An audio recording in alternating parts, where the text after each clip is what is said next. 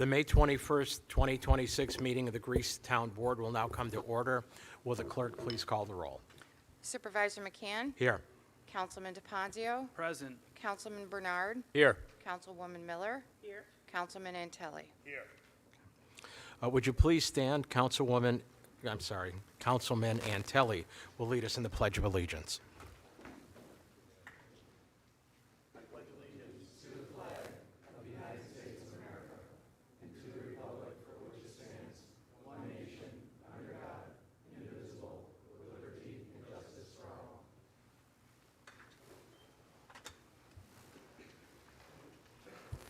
We'll now have a moment of silent prayer.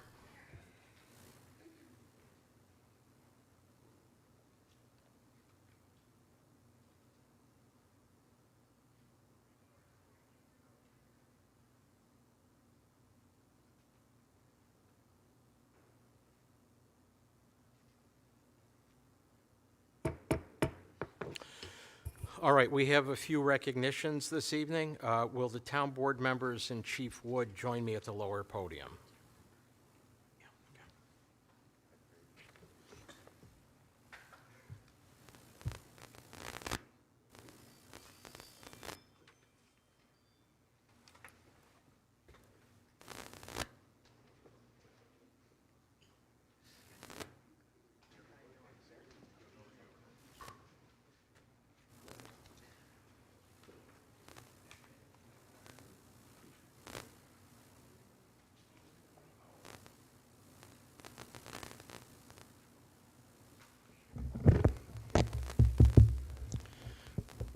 All right, would Hannah Thompson please come forward?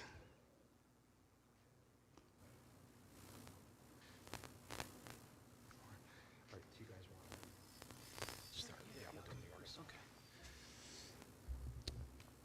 Whereas Supervisor McCann and the Greasetown Board are proud to recognize Hannah Thompson upon earning the prestigious Girl Scout Gold Award, the highest achievement in Girl Scouting. The Gold Award is earned by only 5% of Girl Scouts nationwide and recognizes exceptional leadership, dedication, and service to the community. And whereas to achieve this honor, Hannah completed extensive leadership training and prerequisites before designing and implementing a sustainable community project focused on mental health awareness. Hannah dedicated more than 80 hours of work, including leading a team, collaborating with community members and experts, measuring results, and completing a rigorous review and approval process. And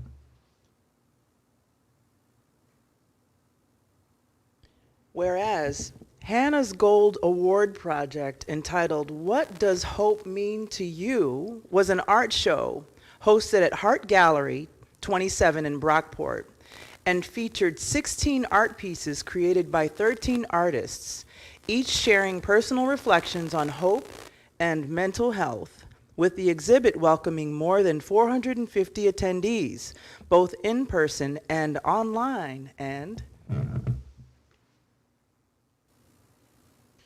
whereas Hannah, a Greece resident and 11-year Girl Scout, attended Holy Cross School from preschool through 6th grade and is currently a junior at Bishop Kearney High School. Through her compassion, courage, leadership, and commitment to helping others feel less alone, Hannah has made the town of Greece proud. Now, therefore, we, Jeffrey L. McCann, Greasetown Supervisor, Councilman David DePonzio, 1st Ward, Councilman Spencer Bernard, 2nd Ward, Deputy Supervisor and Councilwoman Amarette Miller, 3rd Ward, and Councilman Rick Antelli Jr., 4th Ward, are proud to recognize Hannah Thompson on earning the Girl Scout Gold Award and commend her for her outstanding leadership, service, and positive impact on our community.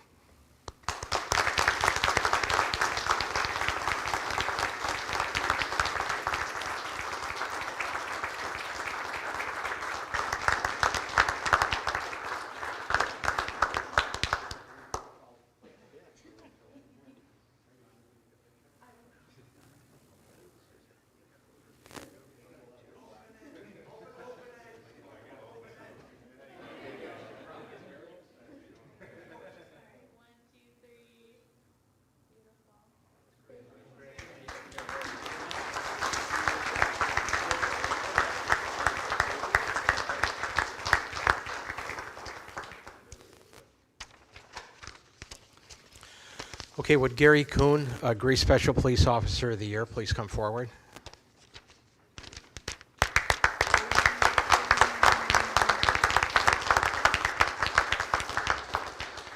Whereas the Town Board and Supervisor McCann are proud to recognize Gary Kuhn upon being named Grease Special Police Officer of the Year, honoring his outstanding dedication, service, and commitment to the safety and well-being of the Grease community. And whereas Gary is a 3-year member of the Grease Special Police Unit who, following his retirement, chose to dedicate his time and experience to giving back to the town of Grease, where he resides with his wonderful wife and remains deeply rooted through his children and grandchildren. And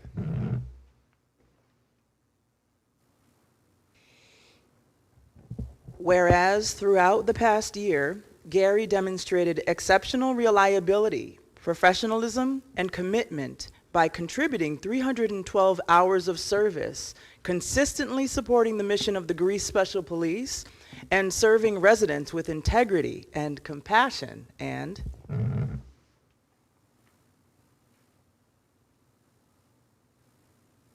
whereas Gary's willingness to serve his community in retirement reflects the very best of civic pride and volunteerism, and his dedication has made a meaningful impact on the town of Grease and all those he serves. Now, therefore, we, Jeffrey L. McCann, Grease Town Supervisor, Councilman David DePonzio, 1st Ward, Councilman Spencer Bernard, 2nd Ward, Deputy Supervisor and Councilwoman Amarette Miller, 3rd Ward, and Councilman Rick Antelli Jr., 4th Ward, are proud to recognize Gary Kuhn, Grease Special Police Officer of the Year, and encourage all residents to thank him for his continued service and commitment to the residents of Grease.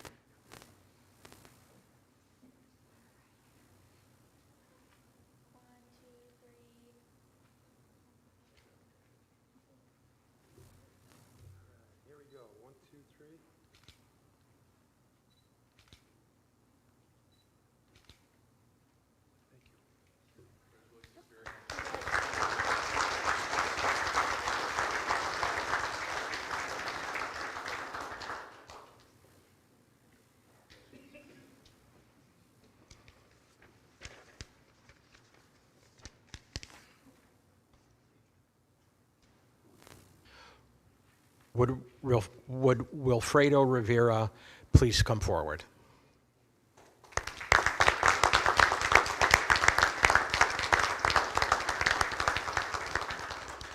whereas the Town Board and Supervisor McCann are proud to recognize Wilfredo Rivera upon being named Grease Special Police Rookie of the Year in recognition of his outstanding dedication, professionalism, and commitment to serving the community during his first year with the unit. And whereas Wilfredo joined the Grease Special Police 1 year ago with a strong desire to give back through public service, and throughout the past year, he has demonstrated reliability, integrity, and a willingness to serve wherever needed, contributing 166 hours of service to the town of Grease and its residents. And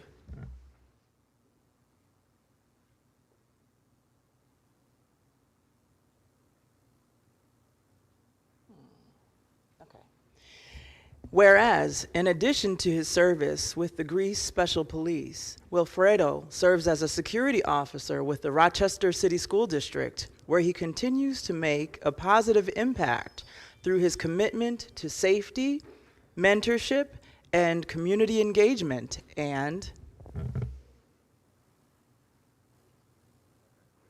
whereas Wilfredo's dedication to his family, public safety, and community service reflects the values and spirit that strengthen our region and make him deserving of this distinguished recognition.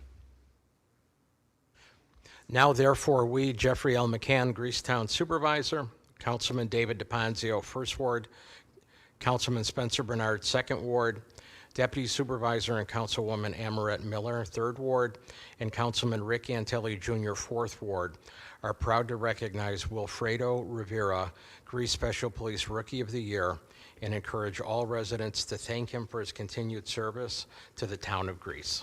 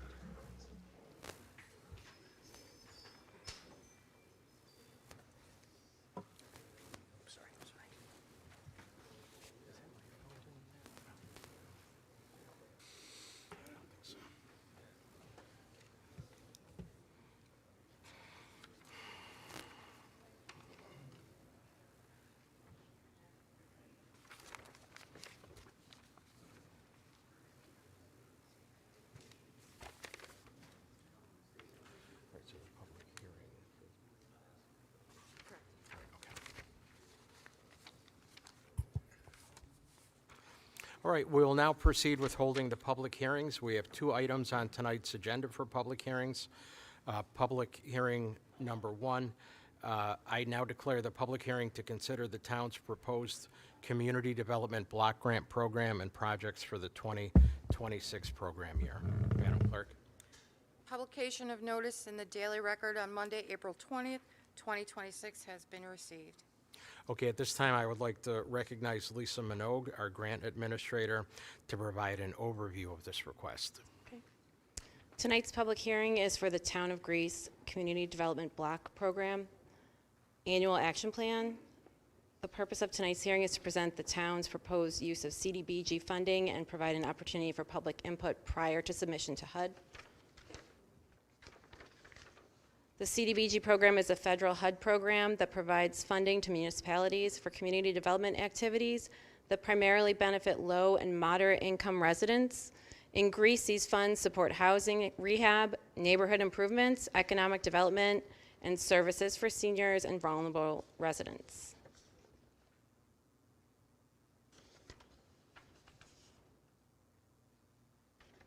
During the prior program year, the town continued to successfully administer several important community programs.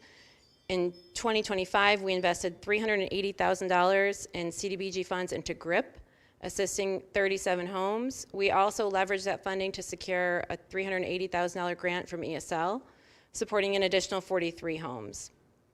Lifespan's Home Safe Home program assisted 163 households with safety assessments and modifications. In addition, 103 seniors received assistance through the elder care program. HUD's recent annual community assessment noted that the town has no open monitoring findings and continues to meet federal low and moderate income benefit requirements. This is our proposal for this year. The proposed PY 2026 allocation totals $540,551. The majority of the funding is proposed for the GRIP program to continue housing rehab efforts throughout the community. Funding is also proposed for Lifespan's Home Safe Home program, the Dewey Avenue Facade Improvement Program, and program administration activities required to manage and maintain compliance with HUD regulations. Following tonight's public hearing, the town will continue the public comment process and finalize all required action plan documentation and certifications prior to submission to HUD. The town appreciates public participation and feedback throughout this process. All right, thank you, Ms. Minogue. We'll now take comments from the public pertaining to this proposal.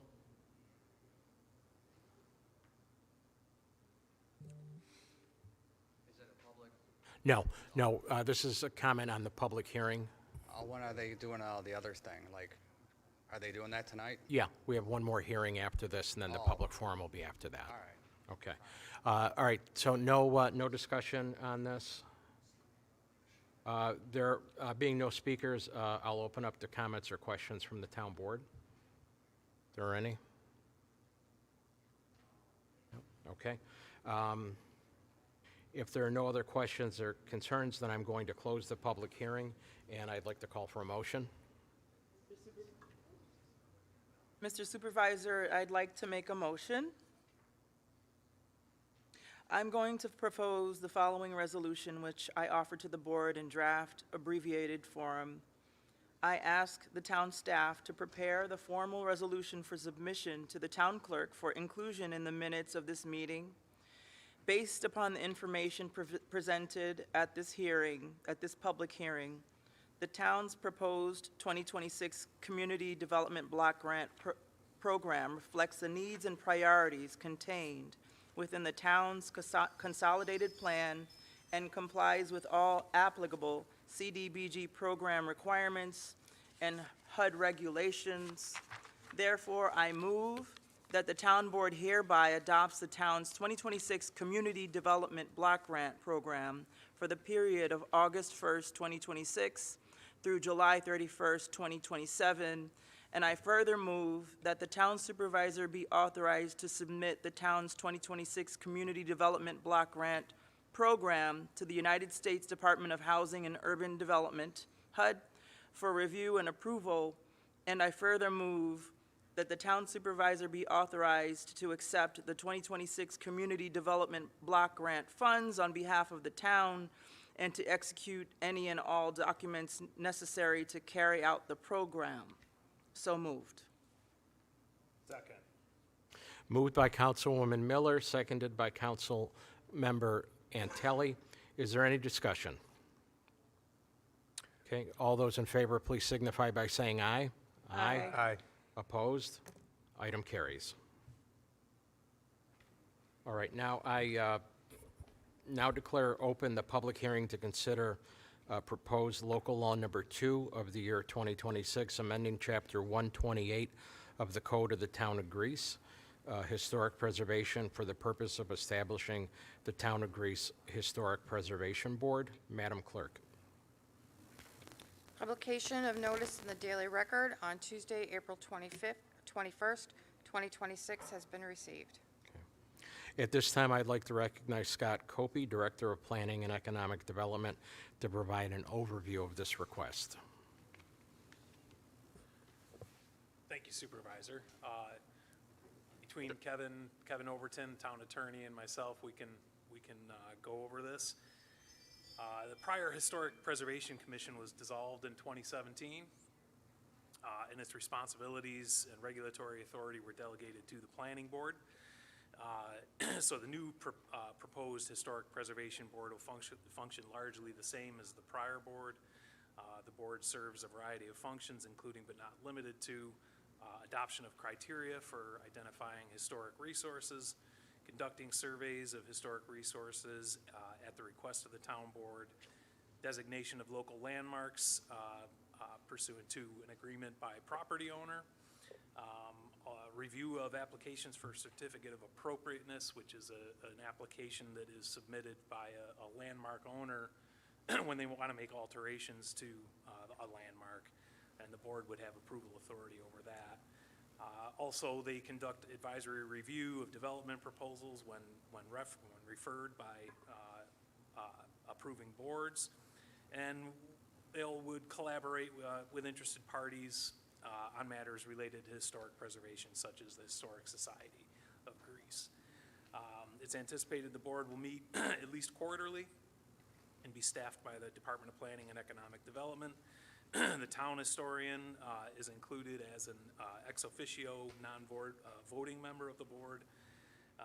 And they will have regulatory authority again over designation of landmarks with property owner approval and approval of those certificates of appropriateness. This is an unpaid board, voluntary, and we have solicited interest in membership on the board. And we do have a number of applications and some other folks that we're considering. Kevin, do you want to add anything to that? No, again, this isn't any substantial change to the existing town code other than the establishment of a 5-member board that will serve and take on the regulatory functions in lieu of the planning board.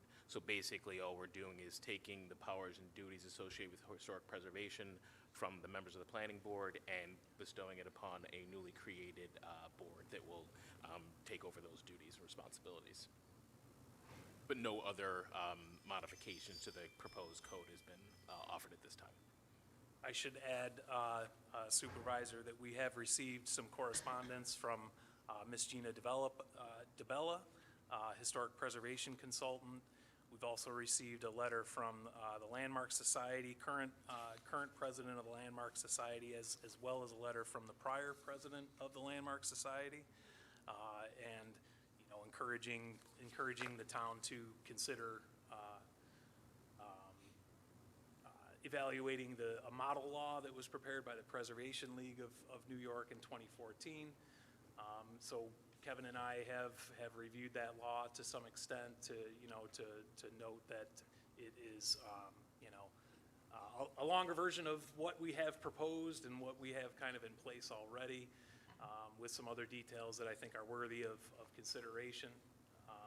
And Kevin and I are going to continue to work on that.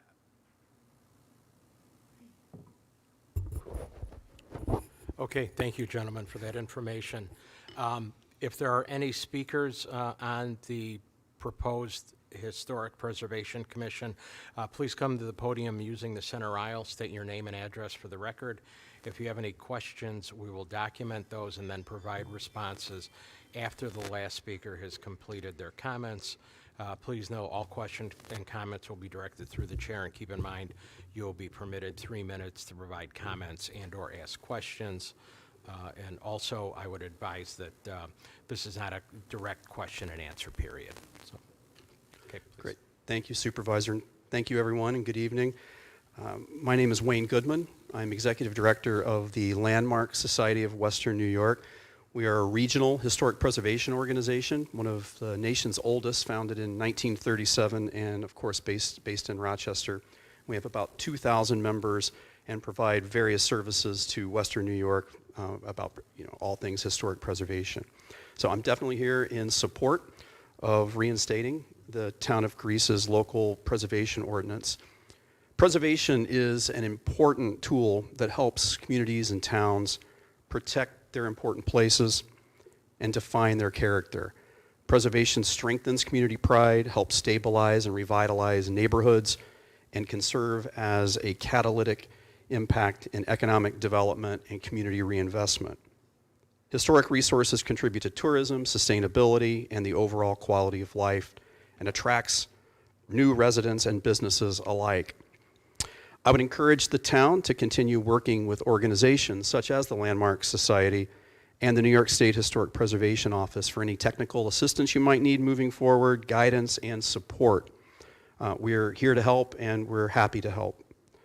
As the town considers preservation policy over time, there may also be opportunities to explore some additional tools, which I think was just mentioned, and those tools might be to include historic districts as well as single site landmarks, and potentially considering designation processes that do not rely solely on owner approval. Those are discussions. They may be had tonight, they may be had in the future, but I wanted to point out that there are some important preservation tools like that that are used successfully in many communities across New York State and indeed the United States. For now, I want to express appreciation to the Town of Greece's commitment to preservation and for taking this positive step forward. The Landmark Society of Western New York supports this effort, and we look forward to working with everyone in the town as you continue making preservation a priority in the Town of Greece. Thank you.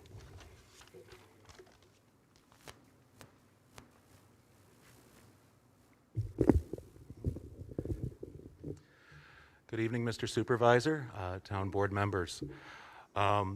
Brendan Bolson, 440 Shorecliff Drive. I wanted to take a few minutes and reflect on how we got to this point tonight of being able to have a public hearing for a historical preservation board. Councilman David DePonzio ran unopposed last year. He didn't have to really do much other than show up in January, and he was here. And rather than take the easy way in, he saw what was going on with the previous administration and what was lacking with the current formula of the Town of Greece Economic Planning and Development. He saw that we needed to bring back the Historical Preservation Board, we needed to bring back the Environmental Board, and needed to bring back Public Safety Board. And through his efforts and through his statements, it became a hot topic, I believe, for all of the candidates as they were coming in for this year and running last year. So I can say personally, I'm very proud of the efforts that David has made for the community that he represents, as well as the other wards that he has helped out in the past as well, and I'm sure will continue to. So yeah, once again, thank you, David, for all you do for us.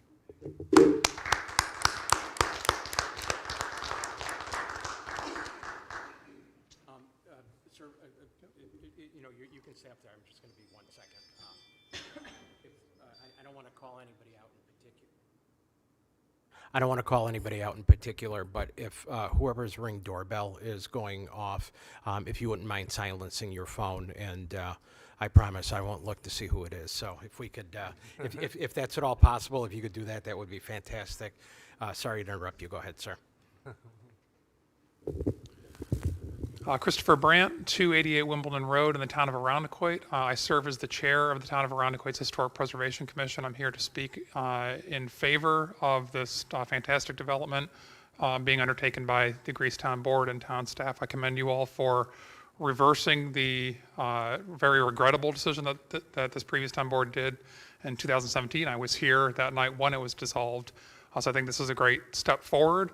But I'd like to sort of echo and reinforce some of the comments that Wayne Goodman provided, that I think this is also a great opportunity to both reassess and improve the ordinance for the town of Greece. I know I provided to Jean, I think she may have also furnished to you all the full rewrite that the town of Arundecoit undertook of its historic preservation code in 2025.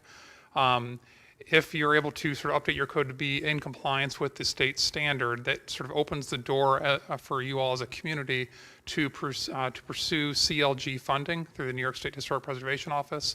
It's been a sort of fantastic boon for our town to be able to really invest at a sort of larger scale in historic preservation planning efforts in our community. We secured a $40,000 grant to undertake the first ever comprehensive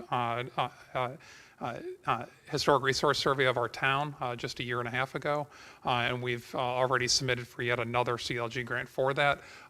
If your preservation law is not in compliance with the state standard, you're sort of disqualified from being able to seek certified local government status. There are a handful of municipalities within our county that are CLGs: the town of Arundecoit, the village of Brockport, the city of Rochester, and the village of Pittsford. So I strongly encourage further consideration, deliberation, and improvement. I think this is a great opportunity. I commend you all for making this step, and I'll be cheering you on from across the river. Thank you all.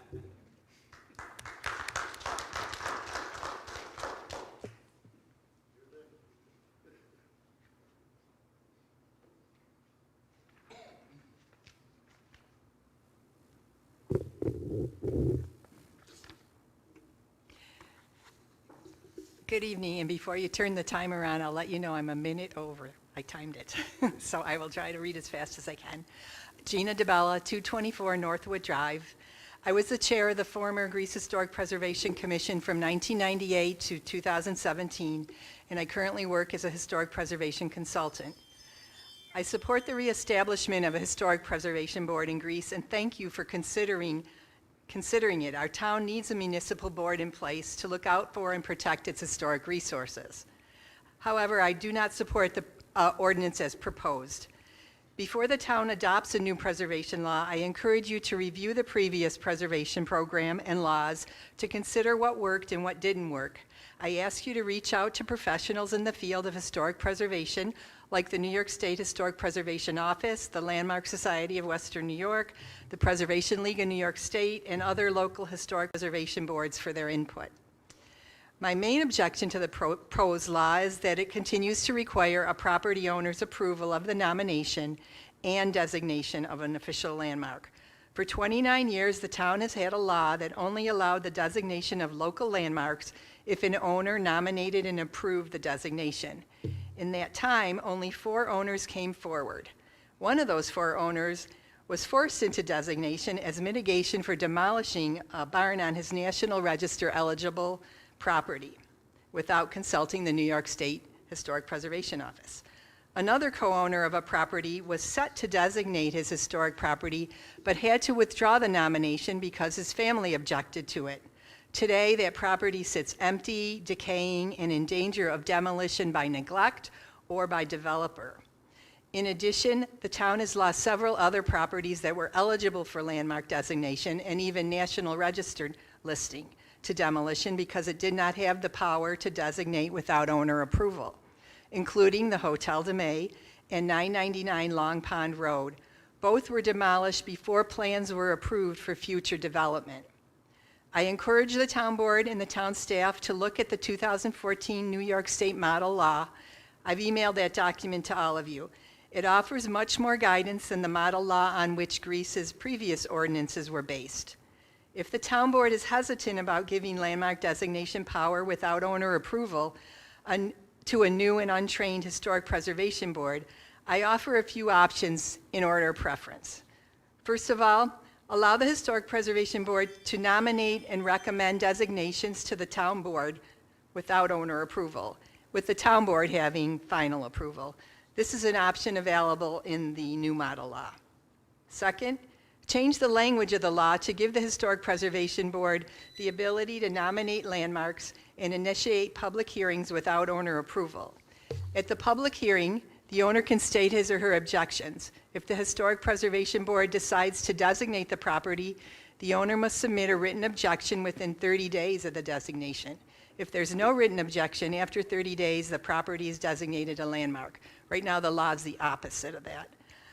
My least desirable option would be for the board to go ahead and reestablish the Historic Preservation Board with the proposed law, but add language in the law or maybe an agreement in the resolution that says the law will be revisited in a certain amount of time, like 12 months or whatever.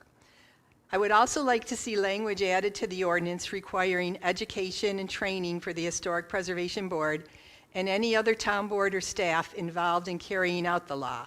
The town board, zoning board of appeals, building inspector, and staff supporting those boards. So I could talk all night about this, but for now I want to summarize. I support reestablishing the Historic Preservation Board. I object to a law that requires owner approval for nomination and designation. I ask the town to consult the New York State Model Law and historic preservation professionals before adopting a new preservation ordinance. And I encourage the town to add training requirements to the law. So thank you for your time and consideration.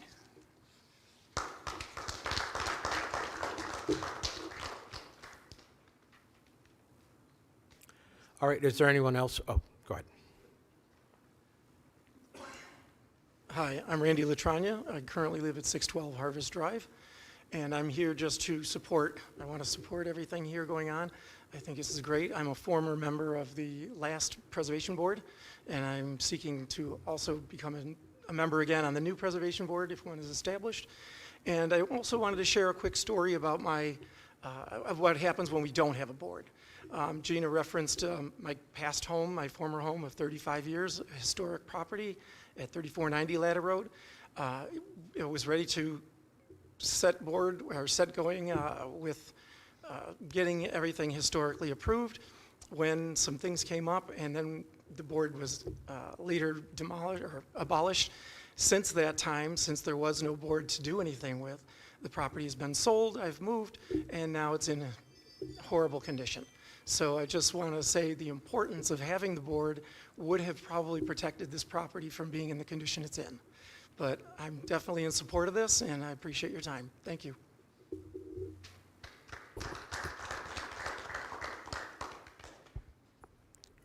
I do have a letter from someone that couldn't be here tonight. Is it okay to read it? Sure. This letter is from Cynthia Hauk. She's the retired architectural research coordinator at the Landmark Society of Western New York. I know that you probably received a copy of this, but if I can get it on the record, I would appreciate it. So she says, Dear Supervisor McCann, I am writing in support of the Town of Greece's renewed initiative to reinstate a historic preservation ordinance for the town, one of the largest town municipalities in New York State.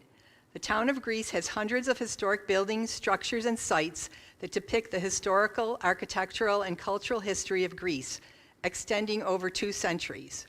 With their design, construction, and prominent locations, these resources provide unique and important character for your community. In the 1990s, the Town of Greece commissioned a historic site survey for 101 selected properties, of which I, Cynthia, was the principal coordinator. Through my professional staff position as Architectural Research Coordinator at the Landmark Society of Western New York. This groundbreaking project identified an impressive range of resources, the total number of which was in excess of 300 properties. Due to the limited financial resources for this project, however, the final survey included only 101 of these over 300 sites. The resulting survey report and recommendations included strong encouragement for the Town of Greece to recognize and protect its historic resources, foremost through the adoption of a historic preservation ordinance for the town. In New York State, nearly 200 municipalities, cities, villages, and towns have adopted similar ordinances that have proven useful regarding zoning, development, and planning issues. The ordinances are frequently a cornerstone of local comprehensive plans, particularly when it comes to economic development. The Town of Greece previously adopted a historic preservation ordinance that, unfortunately, was rescinded, and its board dissolved several years ago by a previous administration. That ordinance was not based on the model ordinance as written by the New York State Office of Historic Preservation and endorsed by the National Park Service of the U.S. Department of the Interior.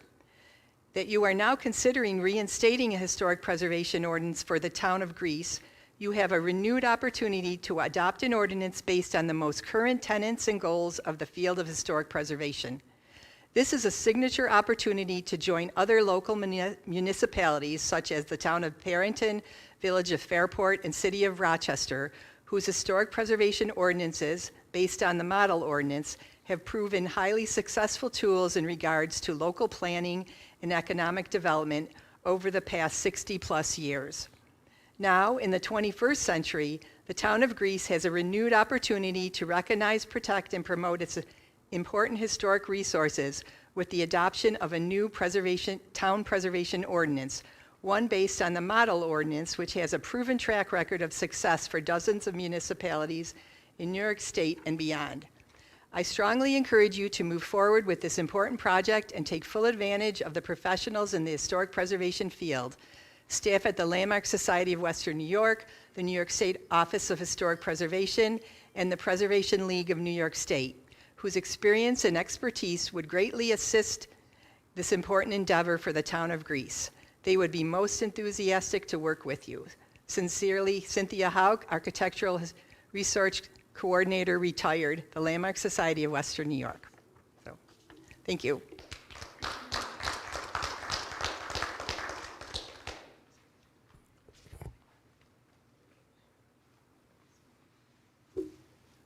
Good evening. My name is Fred Amato. I know a lot of you people. I'll just give you a quick summary of what I've been doing over the years. I've been in the county legislature for 20 years, where we were out and looking at all different kinds of historic buildings all over the area. The other area that I've been working on right now is, for the last about 21 years now, I've been the past president of the Charlotte Genesee Lighthouse Historical Society. I'm presently the vice president. We have term limits there too. But if you look back, the area of Charlotte was actually the Town of Greece. And if you look at what was happening many years ago, there were some people that wanted to take the lighthouse and the tower out of commission. It would have been torn down, and it was just because there's a big curve for the railroad tracks. Of course, we had some really good people that fought against that, and we had Congressman Conable that was able to go out and stop the terror of tearing down of the facilities. We also had the Charlotte High School people who were the first ones to come out and show that that was the wrong thing to do. The thing that I look at, and I look at this at the world, or actually the United States, you get down to the smaller cities around, and you get back to the town over here. There are a lot of changes that have been made, and they're to get rid of history that's in this country. You can't bury history. You can't just call it a different name. You come up with somebody else's name because you didn't like the name of what it was called before. But it's history that's there. You don't take it and destroy it. And don't be shy about what has happened in the past. I know what's happened to many of the people that were Italians many years ago. That was not what should have taken place. But I would not try to hide that from history because it's a history lesson that we should learn. You don't go around and do what was done at that time. We need to have good people working on this board here, or that you're proposing today. And it's too bad that the board that went down in 2017 was abolished. And we really need to have support of people who look at history, and not just for the sake of making money, but for the history that's there, that's here to educate us and our children about what we need to know about in the future. Thank you for your time.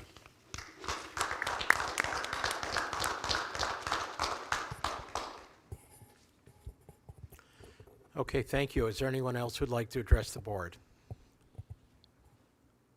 All right.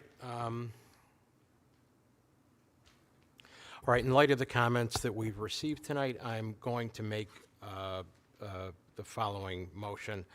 Regarding proposed amendments to the town's historic preservation law, I'd like to make the following motion. Now, therefore, be it resolved that this public hearing be held open to allow board members and staff additional time to consider comments gathered this evening, as well as correspondence from interested parties in the New York State Preservation League's 2014 model law.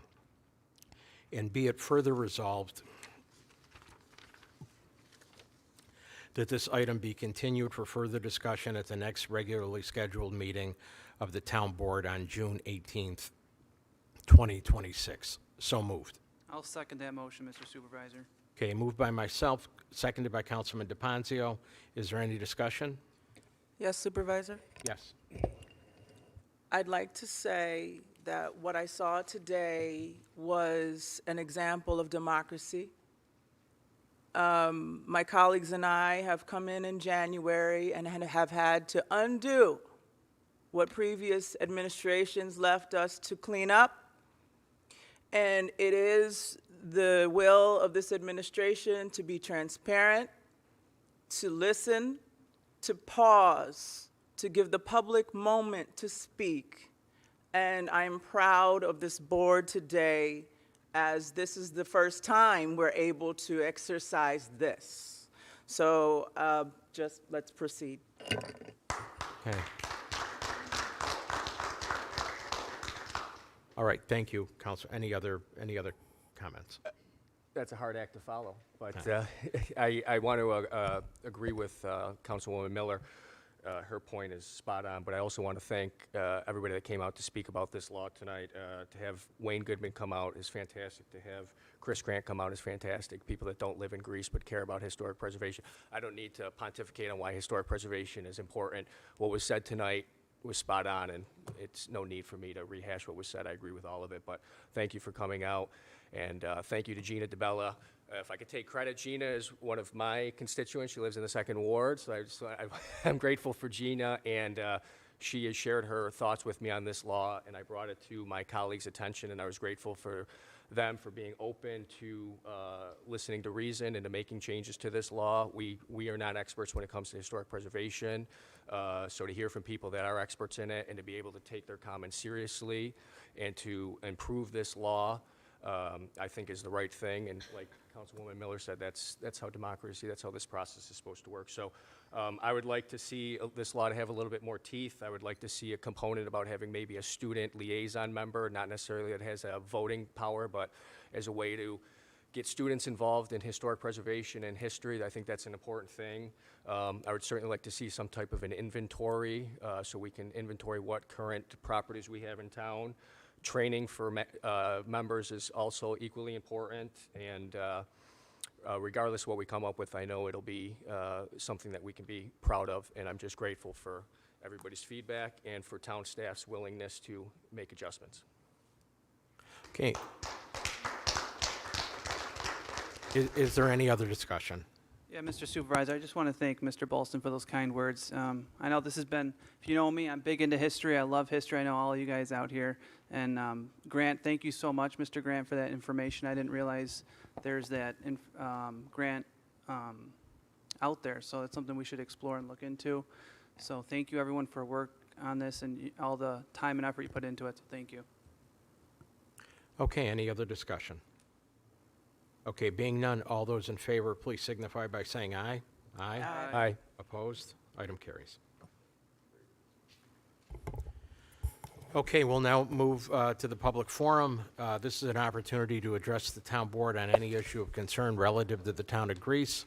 This is not a question and answer period, nor is it a time or place for commenting on previous applications that have come before the board. If you have a comment or a question concerning an application, or if you'd like to provide the board with any type of paperwork, please leave it in the inbox located at the top of the lectern. The clerk will obtain all documents after the meeting and disperse them to the town board members accordingly. Please use the center aisle when approaching the lectern. Each speaker will be allowed 3 minutes to address the town board in accordance with the town civility policy. And I want to remind people this is the only time during the meeting to address the board. If you have additional comments or questions that come up during the meeting, please address them to whichever town representative is appropriate after the meeting. Please state your name and address for the record. Yes, sir. Hi, my name is Jamie Odell. I live at 256 Apple Grove Drive. And I like what you said, and I'm going to hold you to that because Rylick did screw up this place. But, I mean, there was a lot more going on, too, though. And I also want to thank you, too, because I did a FOIA request a couple weeks ago. For 2 years, I've been coming here talking about how I was arrested. My ex-girlfriend stated I broke her finger on February 9th, 2021, while my daughter was there, and it was impossible because she wasn't born until December 27th, 2021. Do the math. Well, the report was hidden from me. When I got it, this is what I got the first time. 2 years. I mean, this is the only thing I got. They covered my daughter's name, so I couldn't see it. And it also gave my ex-girlfriend the opportunity to also change what she said at the grand jury hearing. She said it was just me and her. Didn't mention my daughter. Now I got it. Thank you. February 9th, 2021. And then it's got my daughter's birthday, 12/27/2021. And then it says here, which is, I think it's kind of funny. Where is it? Oh, wrong one. Right here it says, did suspect make victim fearful? Yes. Child was scared. Child wasn't even born yet. And I finally got the report. So the other day, because I know if I call the police, they won't come to my home. So I went to Walgreens, asked the writer, I have a report written up because I want my ex-girlfriend arrested for filing a false police report. They wouldn't do it. Jacob Phelan and David Dorilio are the ones that signed this. I asked for a report. They end up giving me I don't even know what you would call this, but they didn't even put my ex-girlfriend's name on it, address, nothing, wouldn't do an arrest. And then it says, R called 911 to make a report about a prior domestic incident. States his ex-girlfriend and the mother of his daughter had him arrested in 2024 for an incident that occurred in 2021. States he thinks he was wrongly arrested for this incident. I advised this needs to be brought up in court. No further information. Well, duh. You know, I was arrested for something wrong. But the thing is, this case was thrown out. It's not in court anymore. Why won't they take a report? Why won't they do a valid report? And then I called the other day asking for someone to come over because I have all the paperwork proving this. And I get a phone call. They wouldn't come to my home. And then they told me, there's nothing we could do. I go, but I was arrested for this. I have the arrest report right here. I was arrested for endangering the welfare of a child on my unborn daughter. Do you know I've seen my daughter 25 times since December 23, 2023 because of the police and the courts here? Then, when I started looking up more stuff, give me 1 minute, I'll be done. I mean, this is important to me. I mean, I want my daughter back, and it seems like every time I come here, nobody does nothing. I go to the police, no one does anything. I want a report taken today because Judge Granville, that guy needs to be taken right off the bench. April 30th, 2024, when I was arrested, I got an order of protection. Criminal justice tracking number 70548080Q. And then incident docket number 23-120426. Again, I was arrested on April 30th, 2024. It's got a 23 number docket on here. This was from the arrest on December 23, 2023. The criminal justice tracking number and that case number was from December 23, 2023, and it's the same one that when I called Sandra Dorley about, said I had no charges, they had no arrest for me, no nothing. When I brought this up to the judge in Greece, I should say her name, but I won't, she got pissed off. And 2 weeks later, that's when 8 cops came into my home arresting me for a felony assault and all this stuff. And Vicky from the Victims Assistant Unit was the one to call my girlfriend, told her to file this report on me because I was acting unhinged and paranoid. I didn't do nothing besides tell the judge, Your Honor, why am I here? I have no charges. Ever since then, my life's been a living hell. I want a report. I went to the open house the other day. I tried talking. I understand they couldn't talk. You know, Chief Wood couldn't. I'm here now. I want a report filed on my daughter. I want this stuff to, a report on my ex-girlfriend. I want my daughter back, and I want the town to step up. Because I feel bad for all these people in here because this doesn't come in. I already finished my 1983 civil claim. It's 127 pages. It's beautiful. And I will be bringing a lawsuit here. I've already put in a notice of claim 2 months ago, which no one ever replied. I've never got anything back, nothing, but it is filed. I'm willing to move forward and work together without bringing a $100 million lawsuit to the town of Greece and Monroe County if we can work together and make something happen, because what's right is right. You know, we could say, you know, the other, Rylick screwed up. Let's fix it. I want my daughter back. I miss her every day. Every day I wake up thinking, what can I do to get her back? What can I do to do this? I mean, I want a report taken about this, and I want help. I don't want to come down here every month because if I have to, I'm telling you, I will be the biggest pain in all your asses, and I will expose this as much as possible. Please. Thank you. Thank you.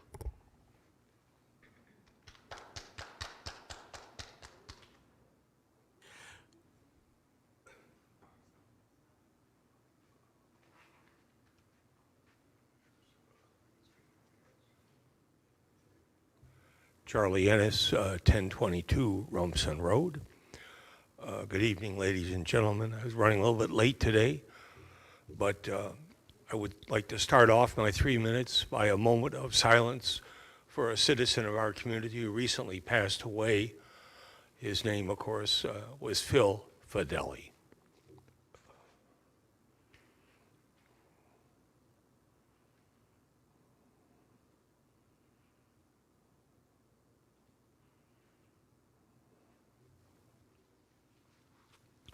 Thank you very much. The main reason I'm speaking tonight is a issue which I've raised before the town board. In fact, one of our members of the town board is having a meeting. I kind of wish I lived in the second ward because I'd be there on Saturday if I were allowed to speak on the issue of fire reform from the 5 departments who serve the town of Greece. Greece is a huge municipality with 100,000 people. Geographically, it's large. Numerically, gee whiz, how many fire chiefs do we really need in Greece? There's 22 cars out there or more, and maybe, I don't know how many chiefs, and each one is a separate government entity. I understand that. They have their own tax base, their own elections and so on, which I live in the North Greece Fire District. But Lakeshore, of course, is facing astronomical conditions now, coordinating with the town, which has been very helpful in dealing with the water situation up by Lake Ontario. I don't live on the lake, but hey, I got Slater Creek in my backyard, so yes, I pay attention to the water table. We recently had for the first time in my 31-year experience there at that address, 1022 Rumson Road, it actually jumped the bank a little bit, enough to get my attention, certainly. I got a big pile of wood on the corner of the property that I'm still working on. So yeah, there's a lot of water issues here in Greece, and they're related to the fire department as well, because up the road, gee whiz, what's coming our way is not pretty in terms of taxation. And I know the town is going to be paying attention for consolidation, hopefully, of the fire services. That would be a great service, I think, for our community. We have one Greece Police Department, which I'm thankful for, which is good. They provide service to our town, along with the county sheriff, the state police, and so on and so forth. We have state and county roads, obviously, in the town of Greece. And, but the fire issue, I think, should be front and center. Mr. Antelli's family has a background in fire services with North Greece, for example. We all have various backgrounds with the Greece fire. But gee whiz, do we need 5 different services? I think it would be, we as a community would be better served to have one unitary, one single the Greece Fire Department. I think it should be worth the effort to form a study committee or whatever the appropriate venue or protocol would be to work on that situation. And with that, I thank you very much.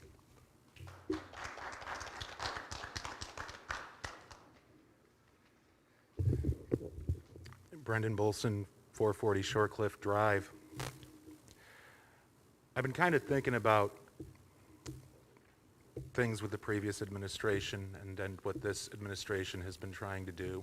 And we can't thank you enough for finding and looking for things that were made as a mistake in the previous administration. I see the stuff that comes out and I think about the numbers involved, over budgeting, budgeting that wasn't even taken into account with some employees that were on the books. Of course, the pavilion, the $3 million pavilion, and then the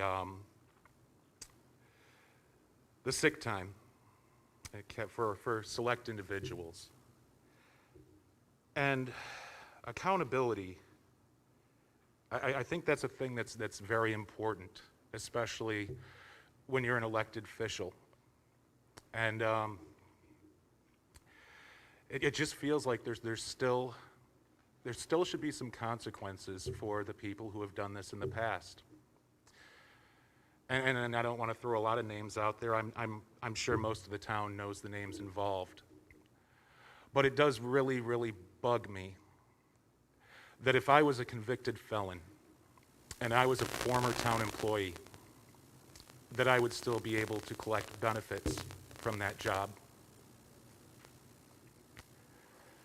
And I wasn't coming to town board meetings at the time when Michelle was deputy supervisor.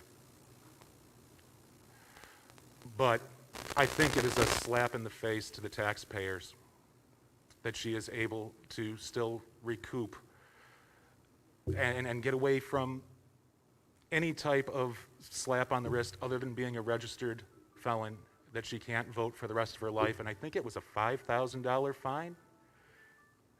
It just does not seem like enough. Just another thought of the night. Thank you.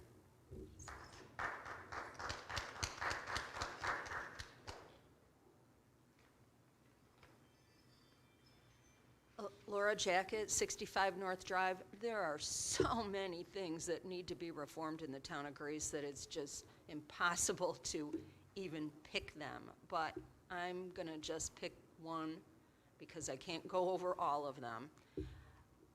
Fire department, absolutely true. high water problems. Scott Copey came and talked to our neighborhood association the other week about it. But what I want to talk about are the parks. I'll just pick one thing. And I am really disgusted with the person who's supposed to be running parks, because there is nobody who seems to ever care about what's happening, who will get back to you. It's so rude, it's so impossible. Caroline, who is your main secretary in the supervisor's office, and I have had a number of discussions. Something very small I decided to start with. It was in the marina area off of East Manitou Road. There's a parking area towards the back, towards the lake. And I think it was in March, there was a pile, large pile, of dead fish and dead fish parts sitting out there in the parking area, stinking, being knocked around by cars coming in. So I went in person to the community center and reported it. There was 3 women there. I reported that there was this pile. Can somebody please go and clean it up? 7 phone calls and that in-person visit, and it still was never cleaned up. Now, this is a small thing, okay? I started with something small with the parks, and they could never be bothered to call me back. They could never be bothered to go and clean it up, and I am making phone calls. There was at least 3 to parks, and I believe 4 to Caroline in the supervisor's office, and it still was never cleaned up. That's sad and pathetic. When we are wasting money on building a ditch out back with a gazebo that sits over the top of it, we have $1 million water park, et cetera, and the parks cannot even go and clean up a pile of dead fish. Now, I could go on with some other problems with the parks. I'll just pick one other one, which has to do with that mini bulldozer that seemed to be so important that we had to have, and I believe there's 2 of them. We don't have paths in the parks.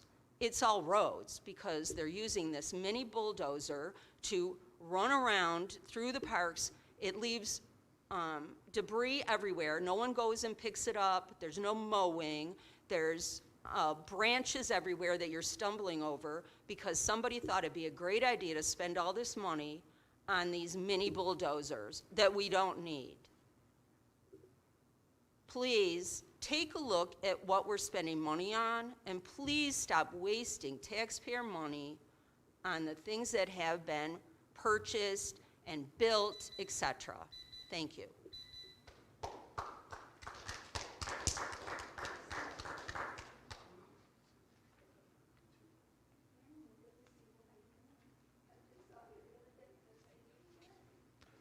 Good evening.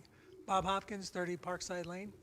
I think some of you know I've been doing a deep dive into toxic emissions from gas stations. Not a subject most people want to talk about, really. And I went down through 30 years of history, of regulations, what other towns do, what other states do, what other countries do. And, well, what Greece did, frankly, is no different from what anybody else does. And I think there's something systemic in how the SEQR process is reasoned out. One town wrote, no air permit equals no impact on air. Now, gas stations are exempt from air permitting, so that means there's never an air impact. The DEC, you know, they worry about big things, factories, smokestacks, regional air. But the SEQR process has to worry about little things like the Wegmans Plaza. What I'm mostly concerned about is New York State. It's a very strict annual guideline concentration for benzene.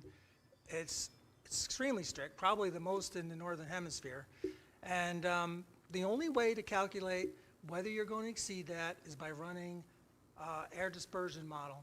This is what the DEC would do if they were involved in the project. The first step is a screening model. The next, if that says is a problem, the next step is a full air mod, which takes into account 5 years of our weather and everything. And then, you know, in response to Councilwoman Miller the other day, I downloaded, she had a question like, what can we do? I downloaded the screening program from the EPA, And I kind of ran it backwards because I don't have a throughput of the Delta Sonic station, right? We never got one. I ran it backwards. I said, what would this lot support in a gas station safely and not exceed the state's AGC limit for benzene? You know what I came up with? The same throughput that the town code gas underground tank would have provided. The normal, ordinary, everyday gas station that's been approved here for years would have fit just perfectly on that lot and not had any kind of a problem. This whole thing happened. It's really not a permit issue. It's a zoning issue. It's increasing the underground storage tank to 84,000 gallons without understanding how that impacts emissions. So now I hate to speculate really, but if I had to guess what Delta Sonic's volume going to be, the sales, I would say it would be like 15,000 gallons a day. And that would, and if I ran the screening program of the EPA's computer model, and that came up with the teenager at McDonald's drive-through will be breathing air for his whole shift that's 11 times the state standard for benzene. The kids at the playground would be breathing air 5 times the standard. Wegmans parking lot would be 13 times the standard. And if their volume is higher than that, it goes even higher. Anyway, I'd like Greece to be smarter than the other towns that didn't reason about emissions at all. Hire an environmental engineer, do the screening test properly, and whatever needs to be done. Thank you very much.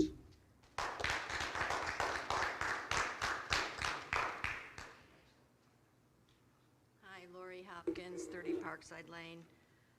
I just want to talk about the traffic a little with regard to the Delta Sonic at Willowwood Drive and Ladder Road.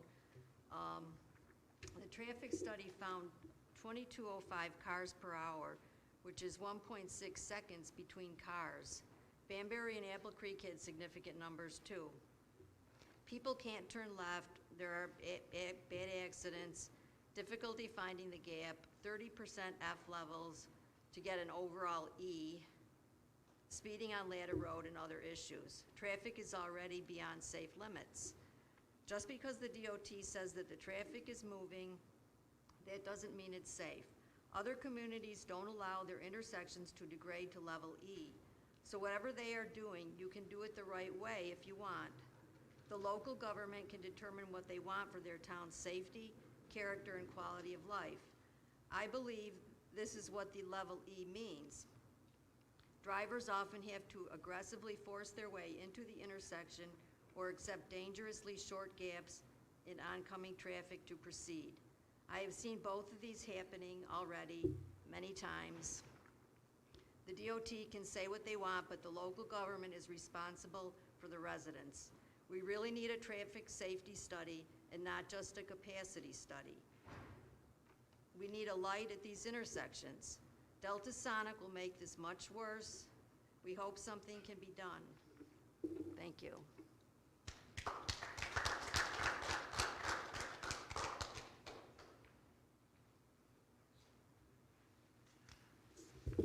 Joe Camiolo, 447 Creighton Lane. First of all, I'd like to acknowledge that we now have a town attorney with his name up there, and I think that's, congratulations. I got to tell you, the one thing that the town really has to work on is the webpage. I find more things from previous supervisor before you, and even to find out sometimes, like, to ensure that I know when this meeting is, it's getting to be a real challenge. So you might really want to spend some time and have somebody look into that so that it works. If you want all the old people and all that, put a history section and then you can put them all there. Last thing, Charlie Ennis talks about the fire districts. It's the wrong place to come to the town board to talk about fire matters. Go to the district meetings and ask them what's going on. You would find out that in this town, even though there's different names, they all work together, and when there's a fire call, you might find 3 or 4 different fire trucks with a district name on it. It doesn't matter, they just get the job done. Okay, and that's all I wanted for you. By the way, have a happy holiday Monday, and I thank you.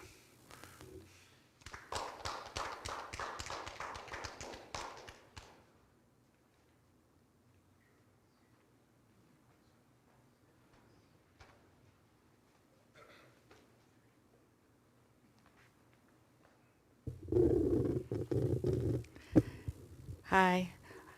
I'm Linda Ketchum, 10 Summer Lane, 14626. It's near Ridgemont Plaza.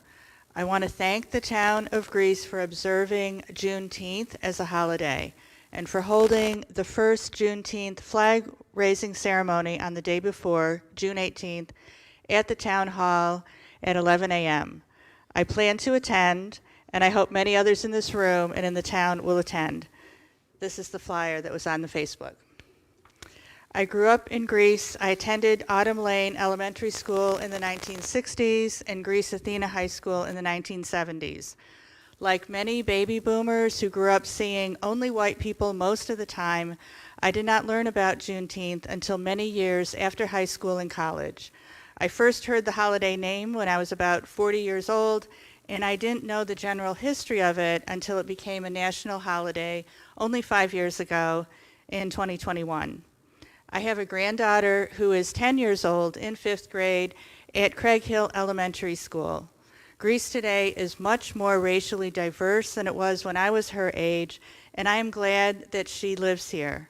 I'm planning to tell her why I believe that Juneteenth is an important holiday, and I will tell her that according to the National Museum of African American History and Culture, Juneteenth is our nation's second Independence Day.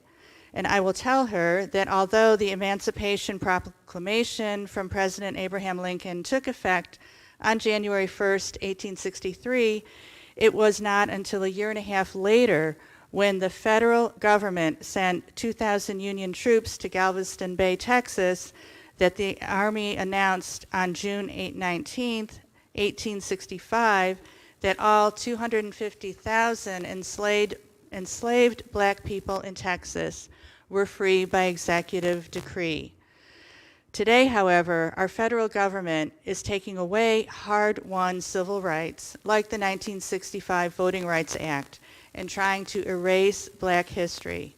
On social media, I see comments from people who live among us that disparage this holiday, who post disrespectful insults about it, and who take great pride in their anti-black racism. That makes me appreciate even more that our local town government will officially observe Juneteenth. And let's be vigilant in future years about keeping it on our calendar if there's ever a proposal to erase it. So at my age, I think it's important to say that black history is American history. For my granddaughter and her generation, I hope they will grow up just knowing that and believing it as an obvious truth. Thank you.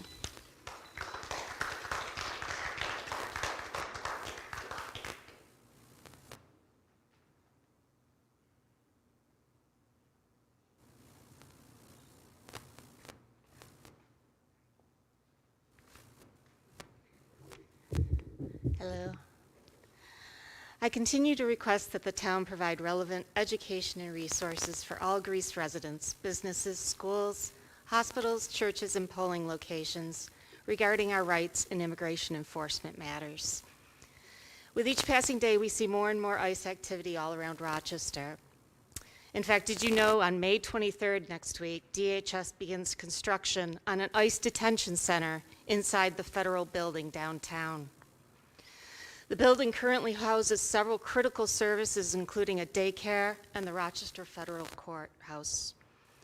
Of the many officials who have expressed opposition, our county executive, Adam Bello, said it best, that the project would turn a civic building into a site of detention, fear, and division. Back in our town, with the summer coming, certain sectors of our local economy will really pick up. Businesses in agriculture, construction, hospitality, and food service hire an abundance of seasonal workers. Folks spend time outside and on the roads for both work and leisure. However, it just so happens these are the same industries and spaces DHS agents target for immigration enforcement. Why does this matter to our local businesses? Forbes magazine found that DHS raids impact not only the individuals arrested, but can ripple through a local economy, raising fears and reducing foot traffic and consumer spending in the affected areas. In order for our local businesses to thrive this summer, owners and employees need to feel safe. It is the stated mission of the Greece Police Department to safeguard life, property, and the community, maintain peace and public order through constitutional policing, enforce laws, prevent crime, and educate the public. I'm asking for all that tonight. I have visited many local businesses, and all were unprepared if DHS agents walked through their doors. By contrast, all were concerned about disruptions to their operations and protecting their employees from intimidation, harassment, or arrest. Businesses were unaware of their basic rights, like the differences between administrative and judicial warrants, the delineation between public and private areas, and who to call if federal agents violate their rights. To be clear, I'm not suggesting the police Greece department intervene on all circumstances. But if an employee or a business is in distress, a call to 911 is likely, and expectations should be set up front. As an important service to our local businesses, I'd like to suggest that the town provide some basic guidelines about interacting with DHS. Perhaps an educational forum on business rights in conjunction with the Chamber of Commerce, maybe a short article in the next town newsletter, maybe more detailed information and resources on the town's website. But certainly expectations and guidelines by which our police department will handle these difficult situations. My goal as your constituent is to continue to press for the town's position on immigration enforcement and other policing issues. I am driven by my fierce desire that all residents of Greece continue to enjoy the rights famously articulated 250 years ago: life, liberty, and the pursuit of happiness. Thank you.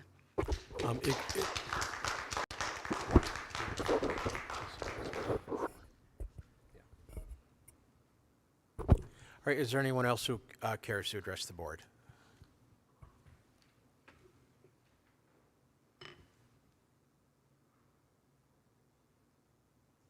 Okay, the public forum is now closed. We'll now begin the review of agenda items. Madam Clerk, please begin.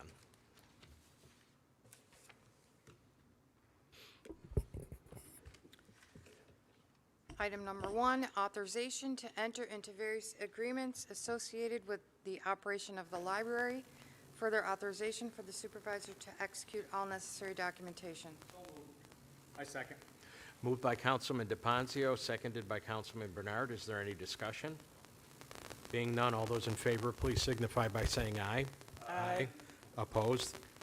Item carries.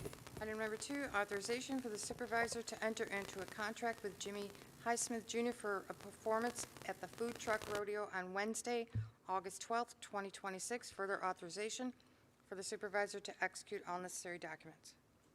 I move the following resolution. I second. Moved by Councilman Bernard, seconded by Councilwoman Miller. Is there any discussion? Being none, all those in favor, please signify by saying aye. Aye. Opposed? Item carries. Item number 3, authorization to appoint 4 full-time police officers effective May 21st, 2026. So moved. Second. Moved by Councilwoman Miller, seconded by Councilman Antelli. Is there any discussion? Quick question, Chief, where does this put us at fully staffed? Are we still short a few officers? We hired 4 officers. We're still in the process of hiring. We had 100 more. Okay. And what's your? Okay, thank you. Okay, any other questions? Being none, all those in favor, please signify by saying aye. Aye. Opposed? Item carries. Item number 4, authorization to abolish 1 full-time network administrator and create 1 full-time senior network administrator effective May 21st, 2026. So moved. Second. Moved by Councilman Antelli, seconded by Councilman DePonzio. Is there any discussion? Being none, all those in favor, please signify by saying aye. Aye. Opposed? Item carries. Item number 5, authorization to appoint 2 full-time motor equipment operators, MEOs, for the Department of Public Works effective June 1st, 2026. Second. Okay, moved by Councilman DePonzio, seconded by Councilwoman Miller. Is there any discussion? Being none, all those in favor, please signify by saying aye. Aye. Opposed? Item carries. Item number 6, authorization to enter into various agreements for programs associated with the operation of the center. Further authorization for the supervisor to execute all necessary documentation. I move this resolution. I second.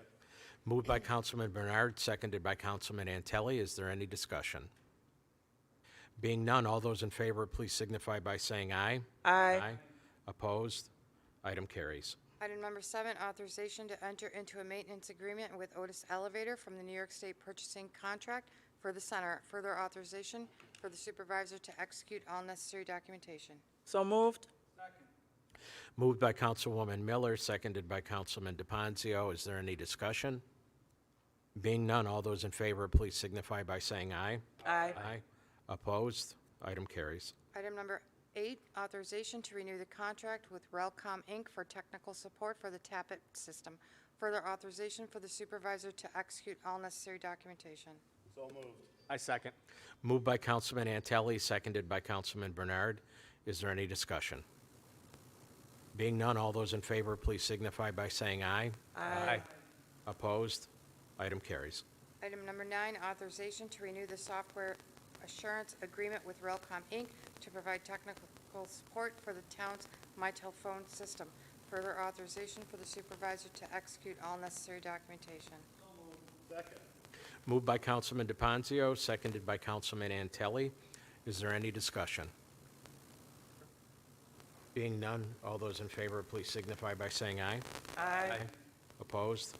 Item carries. Item number 10, authorization to renew the contract with Genentech for the town security camera services. Further authorization for the supervisor to execute all necessary documentation. I move this resolution. Moved by Councilman Bernard, seconded by Councilman DePonzio. Is there any discussion? Being none, all those in favor, please signify by saying aye. Aye. Opposed? Item carries. Item number 11, authorization to enter into a contract with Strategic Development Specialists for grant writing and grant management services for the town and its various departments. Further authorization for the supervisor to execute all necessary documentation. I move this resolution as written. I second it. Moved by Councilwoman Miller, seconded by Councilman Bernard. Is there any discussion? Okay. Being none, all those in favor, please signify by saying aye. Aye. Opposed? Item carries. Item number 12, authorization for the Greece Police Department to provide police services at the Bands of Barnard event series. Further authorization for the supervisor to execute all necessary documentation. So moved. Second. Moved by Councilman Antelli, seconded by Councilwoman Miller. Is there any discussion?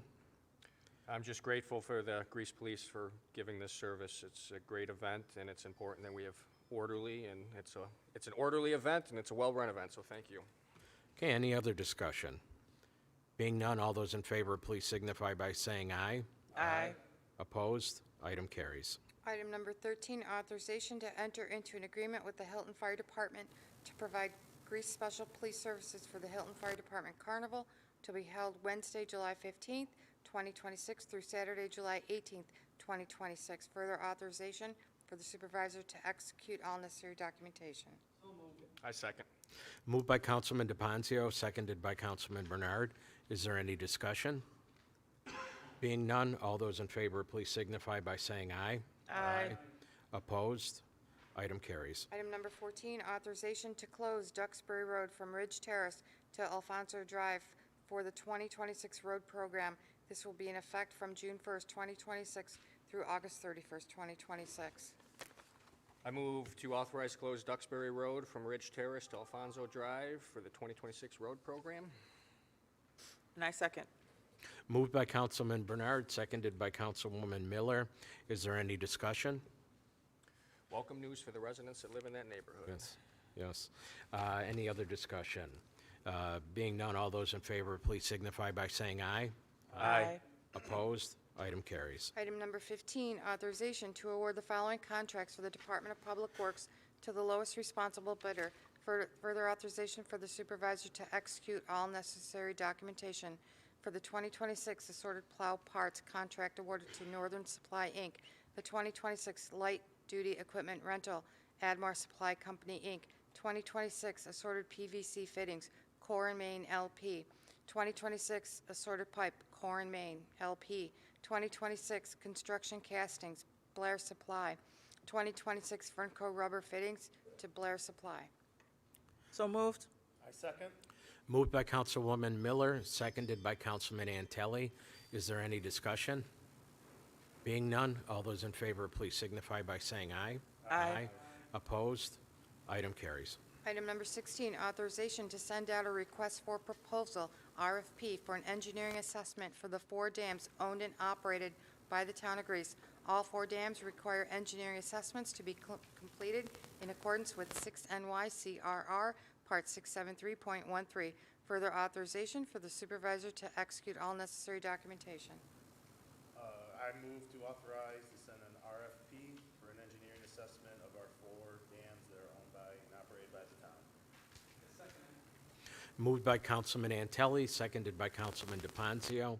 Is there any discussion? Forgive me, this is a little bit strange, but I think it's so cool and unique that we have 4 dams. Corey explained it to me and just how amazing they are in the process. If there's ever, not to put you on the spot, but if there's ever an opportunity to, give a quick update on them or quick explanation how they work and all that, I think the public would be very impressed. So that's just my little point. It's quite remarkable. Okay. All right, thank you. Any other discussion? Being none, all those in favor, please signify by saying aye. Aye. Opposed? Item carries. Item number 17, authorization to send out a request for proposal for an engineering assessment for inspection, evaluation, and development of a rehabilitation plan and estimated construction cost for the rehabilitation replacement of the Ridge Road Bridge. Further authorization for the supervisor to execute all necessary documentation. Second. Moved by Councilman DePonzio, seconded by Councilwoman Miller. Is there any discussion? Just a quick one, and I'm sorry, I meant to ask this earlier, or before the meeting. Is that bridge, do we have jurisdiction? Is that a town bridge? I can answer that because I heard Commissioner Gurnett answer this the other night. That is the pedestrian bridge that up by the Olive Garden. The $1 million bridge that they originally built. Yeah, that's right. Yeah. Yep. Okay. I wonder why it was closed. Yeah, I saw the cones there. Okay. Thank you. All right. Okay. Any other discussion? Yeah, how long will this assessment take?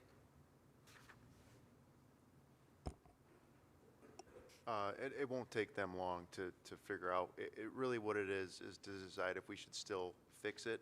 How much is it going to cost to do multiple repairs on the bridge, or is it a better idea to get a total replacement cost? That's what this is for. Thanks, Corey. Thank you, Corey. Okay. Any other discussion? Being none, all those in favor, please signify by saying aye. Aye. Opposed? Item carries. Item number 18, authorization to adopt the standard workday and reporting resolution for retirement purposes for all positions listed in the full resolution to be attached to the minutes of this meeting. I move this resolution as written. I second. Moved by Councilman Bernard, seconded by Councilman Antelli. Is there any discussion? Being none, all those in favor, please signify by saying aye. Aye. Opposed? Item carries. Item number 19, acknowledge approval of voucher payments for abstract dated March 27 through April 14, 2026, in the amount of $1,827,589.33, paid via wire transfer and check numbers 82357 through 82392, 102027 through 102161, and 100037 through 100038, per resolution number 32 of the April 16, 2026 Town Board meeting. I move this resolution as written. Moved by Councilwoman Miller, seconded by Councilman DePonzio. Is there any discussion? Being none, all those in favor, please signify by saying aye. Aye. Opposed? Item carries. Item number 20, acknowledge approval of voucher payments for abstract dated April 15 through April 28, 2026, in the amount of $424,997.97, paid via wire transfer and check numbers 82393 through 82396, 102162 through 102286, and 100013, per resolution 32 of the April 16, 2026 Town Board meeting. I make a motion to acknowledge the approval of voucher payments from dated April 15th through April 28th. I second that. Moved by Councilman Antelli, seconded by Councilman Bernard. Is there any discussion? Being none, all those in favor, please signify by saying aye. Aye. Opposed? Item carries. Item number 21, acknowledge approval of voucher payments for abstract dated April 29th through May 15th, 2026, in the amount of $2,291,169.83, paid via wire transfer and check numbers 82397 through 82416 and 102287 through 102495, per Resolution 32 of the April 16, 2026 Town Board meeting. Second. Moved by Councilman DePonzio, seconded by Councilman Antelli. And just to show that I really did look at the voucher report, I can report that Mr. Oberton's nameplate cost $28. So that's, and it was worth every penny. Every penny. Yes, yes. Is there any discussion? Being none, all those in favor, please signify by saying aye. Aye. Opposed? Item carries. Item number 22, authorization to accept $20,000 from the Monroe County Library System for the Assembly Grant in Aid. I move the resolution as written. Moved by Councilman Bernard, seconded by Councilman DePonzio. Is there any discussion? Supervisor, yes, please. Just an aside, experiencing the opinions of other towns on libraries, we do have an envious library and something to be proud of. And just so proud for us residents to have this in our backyard. That's all. Yeah, and just in case it isn't obvious, this was a grant that was secured by Assemblyman Jensen with that. So, any other discussion? Being none, all those in favor, please signify by saying aye. Aye. Opposed? Item carries. Item number 23, authorization to make various adjustments and transfers to the 2026 budget list attached.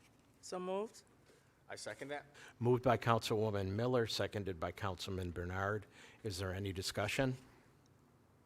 Being none, all those in favor, please signify by saying aye. Aye. Opposed? Item carries. Item number 24, establishment of a public hearing date for June 18th, 2026, to consider a special use permit to operate a hotel known as M6 Studio located at 600 Center Place Drive, Monroe County Tax Number 074.16-4-40.12, requested by M6 Studio Rochester, Greece, USA, LLC. Second? Wait, sorry. No. No. Okay. Moved by Councilman DePonzio, seconded by Councilwoman Miller. Is there any discussion? Being none, all those in favor, please signify by saying aye. Aye. Opposed? Item carries. Item number 25, waiver of the requirement for a new special use permit to operate a restaurant, bar, tavern known as the Hideout Tavern, located at 610 North Grease Road, Monroe County Tax Number 044.02-1-22. Furthermore, the issuance of a waiver of the 30-day notification and comment period on an application to the New York State Liquor Authority for a liquor license requested by 610N Grease Road, LLC. Oh, I'm sorry. I second this. Moved by Councilman DePonzio, seconded by Councilman Bernard. Is there any discussion?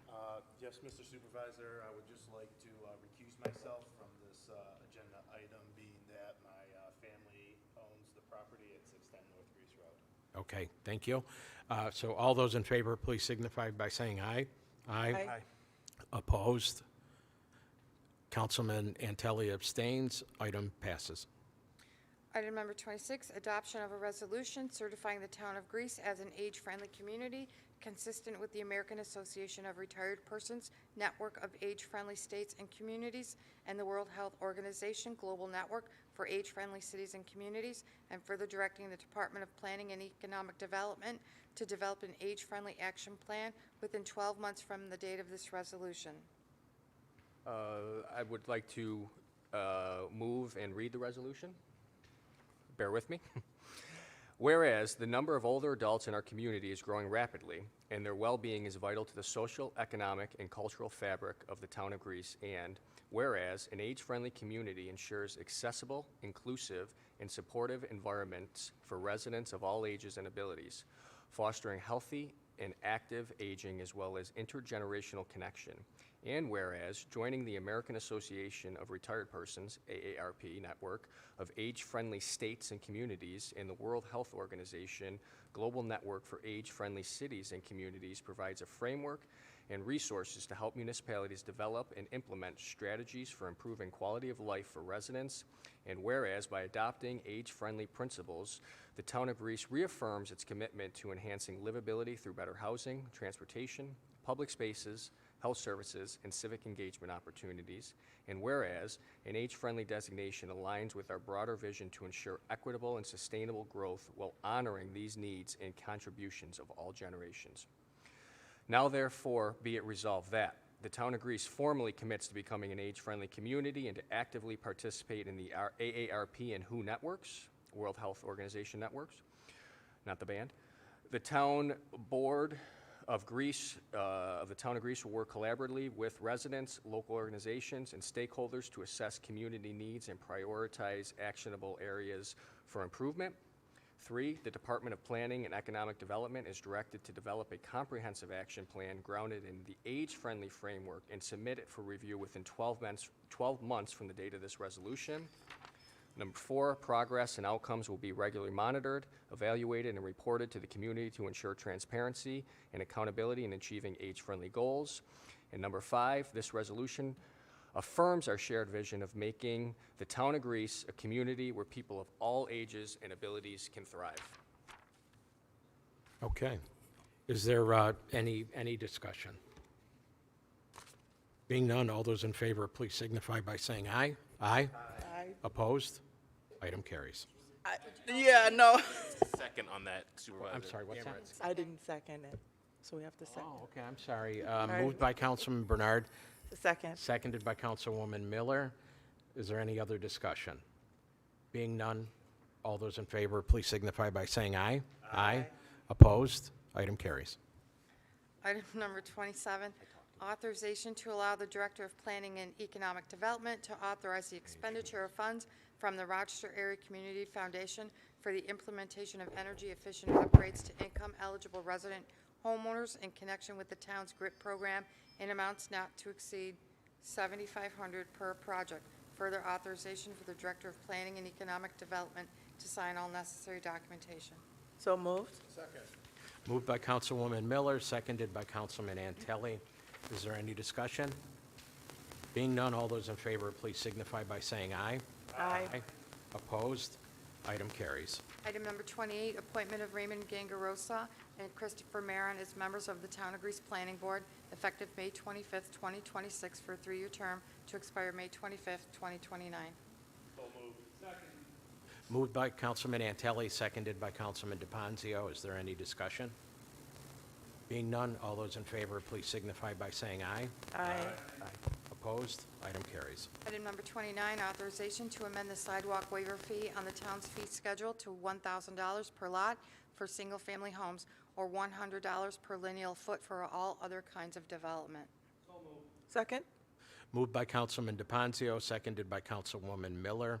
Is there any discussion? Forgive me, this is another one I just had a quick question on. What does it add and what's the reason for the change, that's all? Mr. Copey?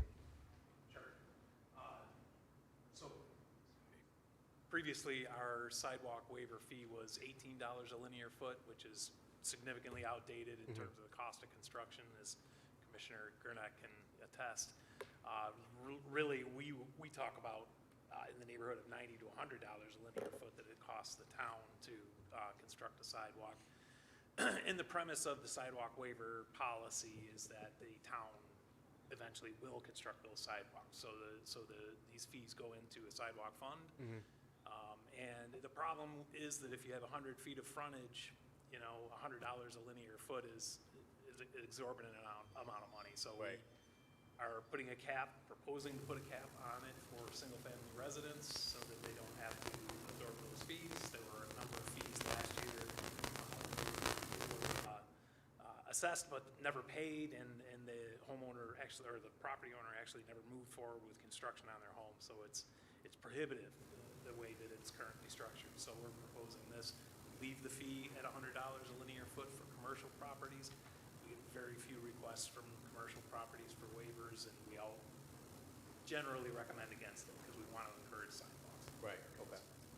Sidewalk fund pretty healthy, the amount in it, or? Have to defer to either Corey or Director of Finance. What was the question? The sidewalk fund fairly healthy, is the amount in it, or? Okay, just more curious. And are they earmarked for specific sidewalk project, or can it be used for any sidewalk project? So it could be used for any sidewalk project, Okay. and we do have in the 2014 bicycle and pedestrian master plan, which is still active. We do have a prioritization of areas for sidewalk construction. Yeah. More sidewalks are good. Yep. Thank you. Okay, any other discussion? Being none, those in favor, please signify by saying aye. Aye. Opposed?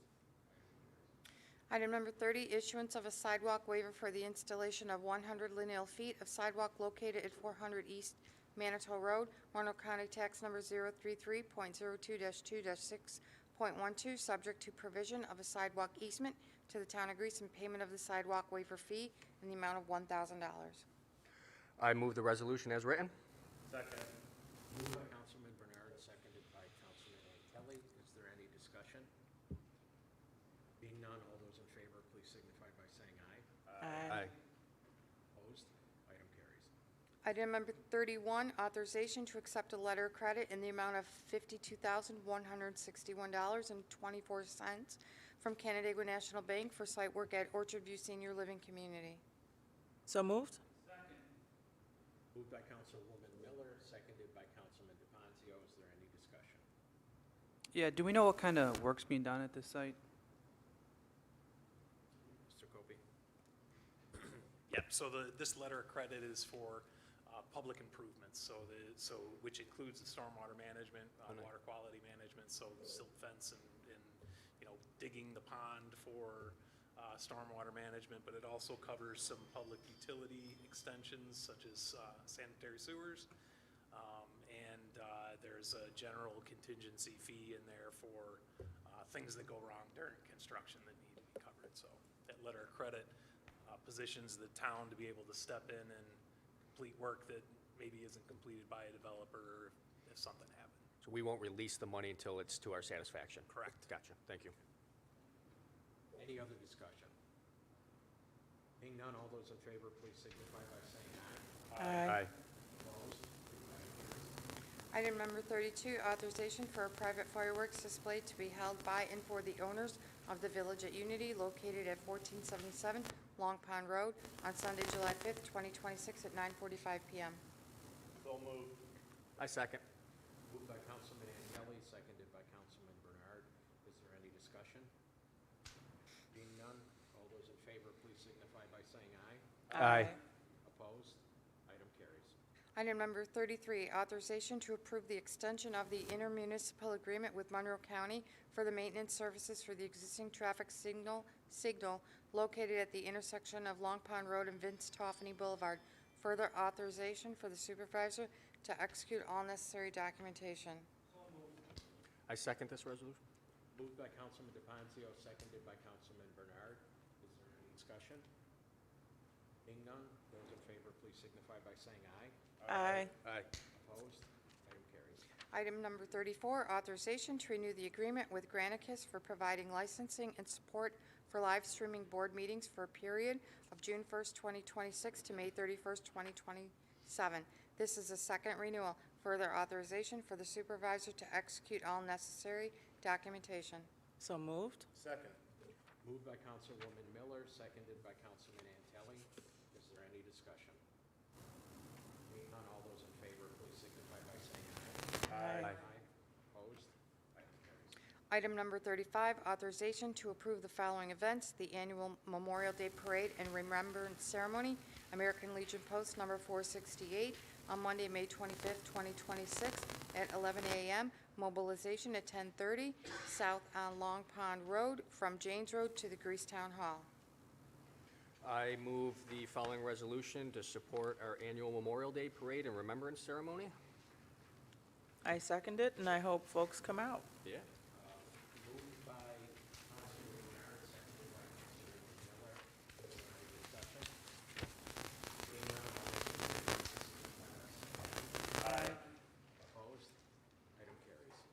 Item number 36, authorization to approve the following road closings for the Memorial Day Parade and Remembrance Ceremony on Monday, May 25th, 2026, from 10 a.m. to 12 p.m. Long Pond Road from Ladder Road to J.B. Lane, and James Road from Kirk Road to Long Pond Road. Okay, moved by Councilman Antelli, seconded by Councilman DePonzio. Is there any discussion? Being none, all those in favor, please signify by saying aye. Aye. Aye. Opposed? Item carries. All right, what we're going to do, this is on the agenda, we're going to do executive session, which will be similar to what we did several months ago. So we will be going into executive session to discuss pending issues.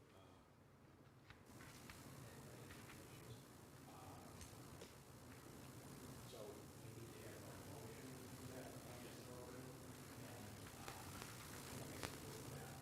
go to executive session. We'll do this. I would ask that Director Easterly, Mr. Overton, Director Dobson, and Chief of Staff Clifford, myself and the other town board members for that executive session.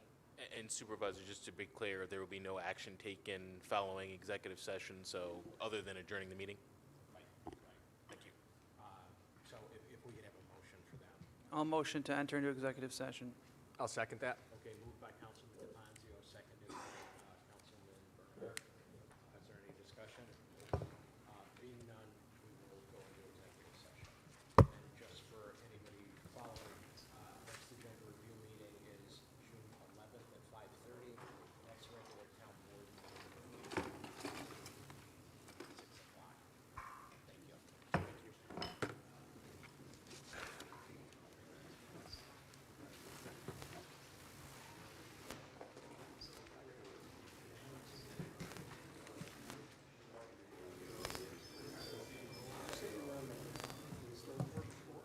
Oh, my God. He's a popular guy.